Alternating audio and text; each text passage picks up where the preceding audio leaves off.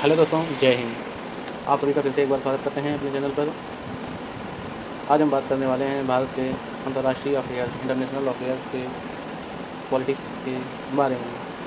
आज हम जानकारी हासिल करेंगे और देखेंगे इस वीडियो में। चूँकि हम जो है कई देशों के साथ भारत के संबंध की चर्चा करेंगे, इसको IR बोलते हैं, ठीक है। लेकिन हम देखेंगे भारत में पहला विश्वविद्यालय खोलने वाला, ठीक है, विदेशी विश्वविद्यालय यानी कि फॉरेनर यूनिवर्सिटी भारत में कौन खोलने वाला है। तो सबसे पहले हम देखेंगे कौन सा है, ऑस्ट्रेलिया। कौन सा है? ऑस्ट्रेलिया, ठीक है। अब देखिए क्या है, यहाँ पे लिखा हुआ है, इसको भी मत देखिए, यहाँ से देखिए। दक्षिण विश्वविद्यालय भारत में अपनी शाखा खोलने वाला पहला विदेशी विद्यालय है। विदेशी विश्वविद्यालय यानी कि यूनिवर्सिटी है। कैसे है?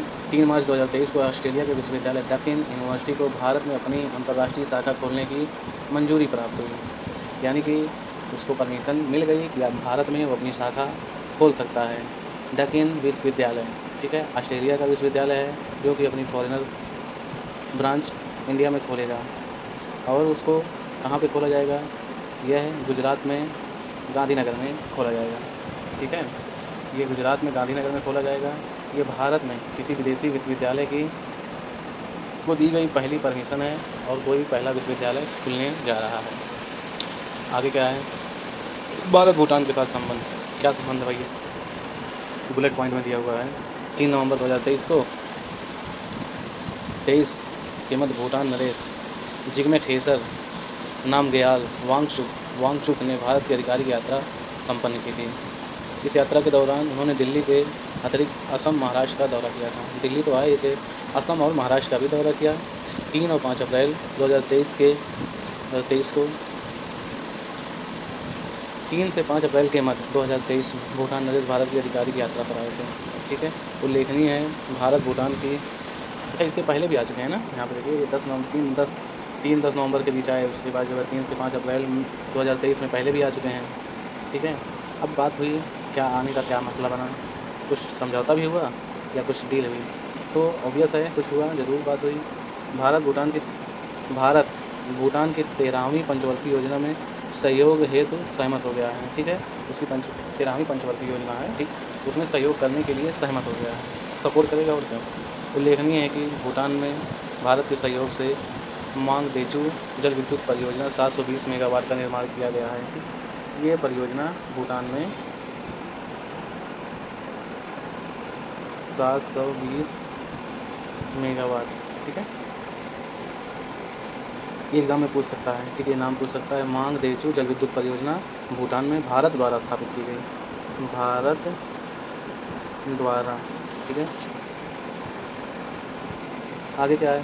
भारत एवं भूटान के मध्य एक ऐतिहासिक परियोजना के रूप में सीमापारी रेल लिंक,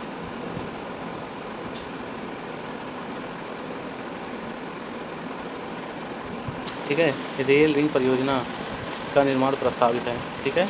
भारत और भूटान के बीच रेल लिंक परियोजना पहले से ही प्रस्तावित है, जो कि है भारत और भूटान को, ठीक है, भारत और भूटान को जोड़ने वाला पहला, यहाँ पर लिखा है, भारत और भूटान को जोड़ने वाला पहला रेल लिंक होगा, ठीक है। और ये कोकराझार असम को गिलेफू भूटान से जोड़ेगा, ठीक है। आगे क्या है? भारत और इटली और भारत का तो बहुत पुराना ताल्लुक आता है। अब यहाँ देखिए जॉर्जिया मेलोनी भी आ जा रहे हैं। मेलोनी 2 से 3 मार्च 2023 के बीच प्रधानमंत्री जॉर्जिया मेलोनी ने भारत की राजकीय यात्रा संपन्न की थी। यात्रा के दौरान सुश्री मेलोनी ने 8वें रायसीना डायलॉग 2023 में मुख्य अतिथि एवं मुख्य वक्ता के रूप में भाग लिया। उल्लेखनीय है कि वर्ष 2023 में भारत एवं इटली के मध्य राजनीतिक संबंधों की स्थापना की 75वीं वर्षगांठ थी। ये देखो याद करने वाले फैक्ट हैं, है ना, दोनों के रिलेशन की। भारत और इटली,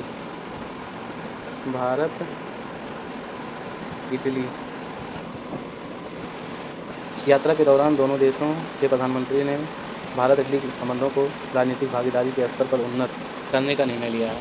मेलोनी और प्रधानमंत्री नरेंद्र मोदी। आगे क्या है? 25 से 26 फरवरी के दरमियान।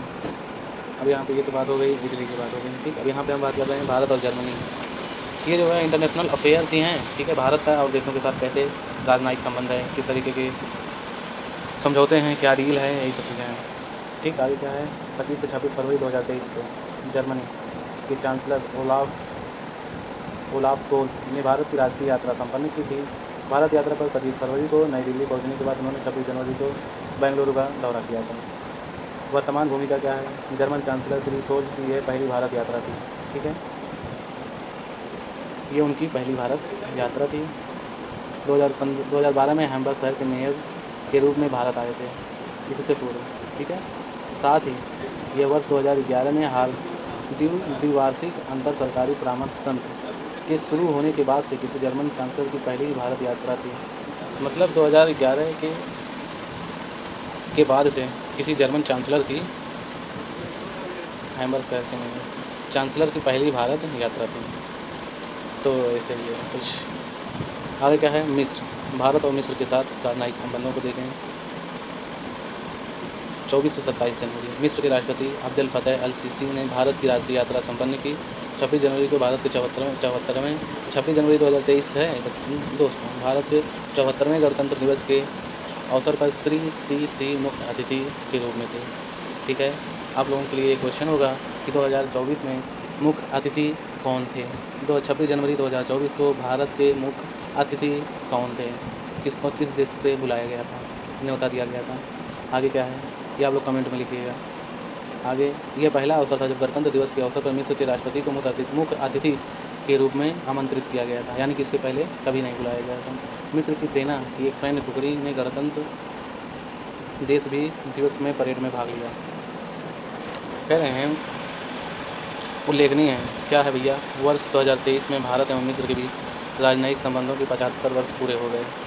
भारत की G20 अध्यक्षता के दौरान मिस्र को अतिथि देश के रूप में आमंत्रित किया गया था। अच्छा, G20 में ये भी आया था ना, मिस्र अतिथि के रूप में बुलाया गया था। भारत मिस्र संबंधों को राजनीतिक भागीदारी तक उत्पन्न करने की घोषणा की गई, और इसमें क्या बात है, राजनीतिक सुरक्षा, रक्षा, ऊर्जा व आर्थिक क्षेत्र शामिल हैं। रणनीतिक भागीदारी के लिए है ना, इसमें हमारा बांग्लादेश, हमारा पड़ोसी देश बांग्लादेश, बोले तो हम लोग का बांग्लादेश हम लोग का पोता होगा ना, बेटे का बेटा। 18 मार्च 2023 को प्रधानमंत्री नरेंद्र मोदी एवं बांग्लादेश की प्रधानमंत्री शेख हसीना ने संयुक्त रूप से वर्चुअल माध्यम से भारत बांग्लादेश मैत्री पाइपलाइन का उद्घाटन किया। चलो, ये तो बड़ी अच्छी बात है।